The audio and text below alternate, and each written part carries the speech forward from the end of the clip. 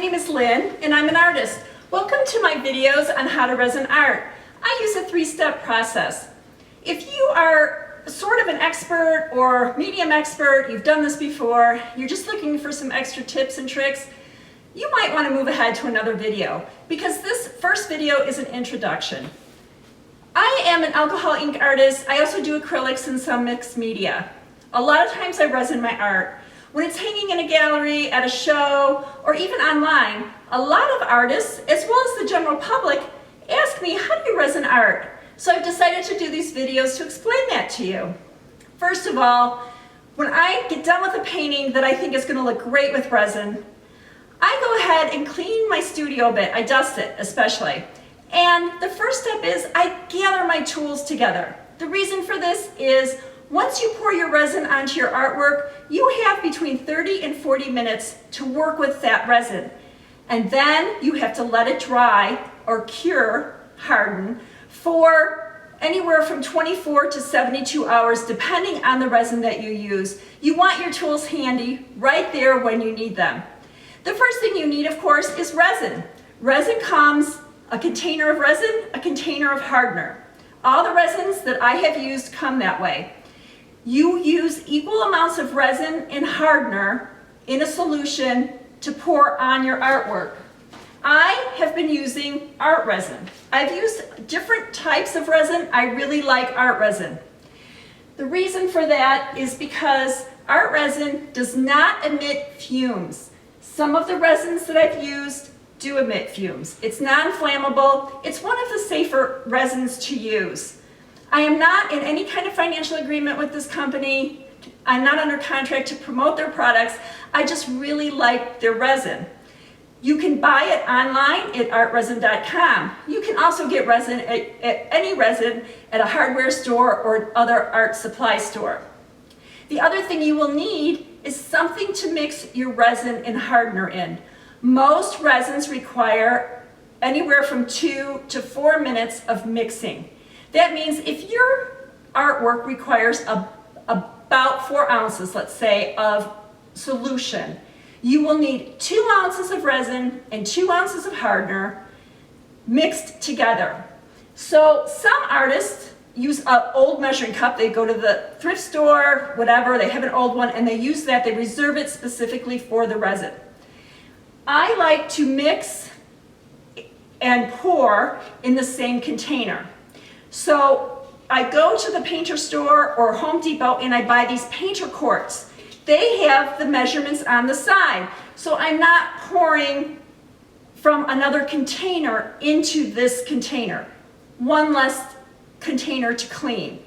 And I can actually see, I can pour 2 ounces of hardener, 2 ounces of resin right in this container. And then, like I said, you need to mix the solution. For art resin, you need to stir it for at least 3 minutes. So I get these free paint stirrers in the paint store or Home Depot, and that's what I use. I think it works really great to stir the resin. The other thing I recommend that you get are gloves and tape. Now, the tape is for your artwork that you're putting on canvas and wood to protect the canvas and the wood, okay? So some artwork, you might want the resin to flow onto the sides. Some artwork, you do not. This particular piece, this alcohol ink I've just finished, I did it on Yupo paper and I mounted the paper to canvas. I taped the sides of the canvas and the back of the canvas to protect it from the resin. I use frog tape for that. Other tape you can buy is the Scotch 3M blue painter's tape.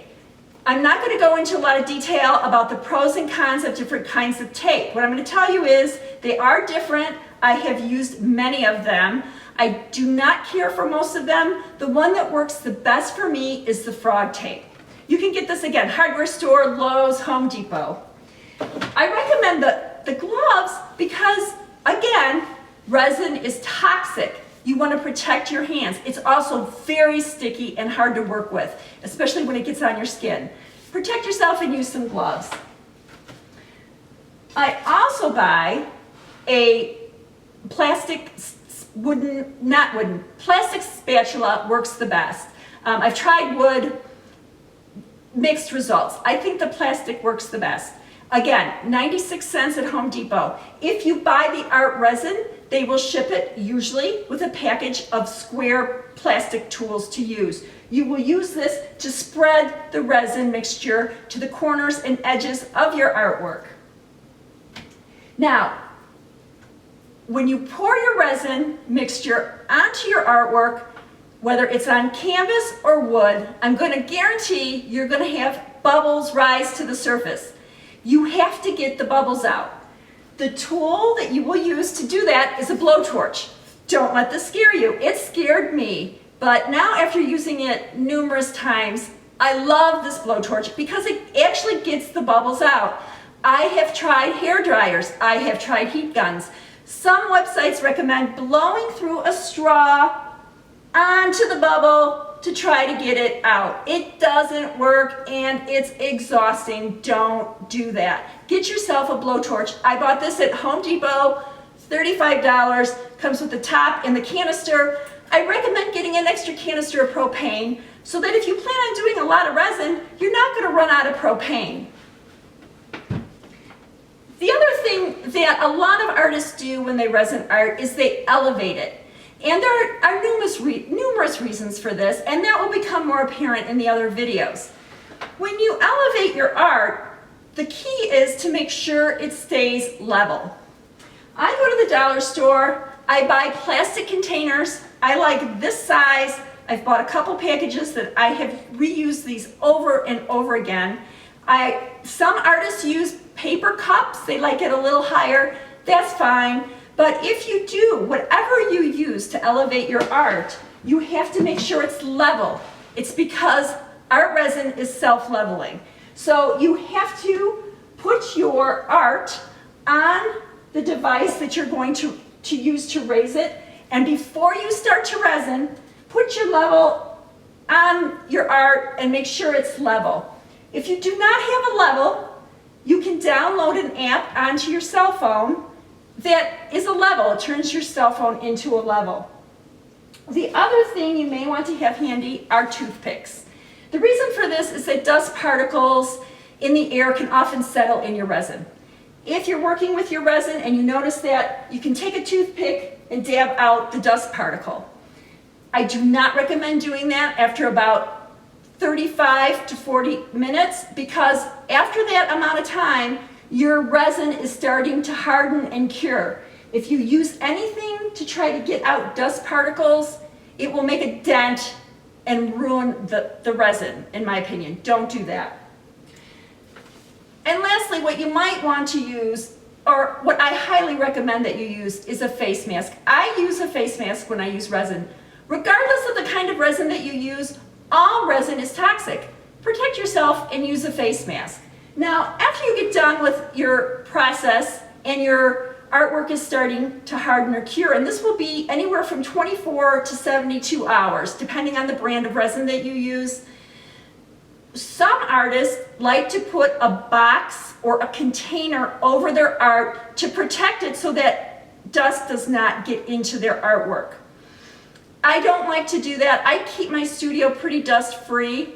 The other thing I do is I really babysit my artwork for like 35 to 40 minutes to make sure bubbles don't come up and also to make sure nothing is getting in that resin. Because after that time, you can't get the resin out or you can't get the particle out anyways.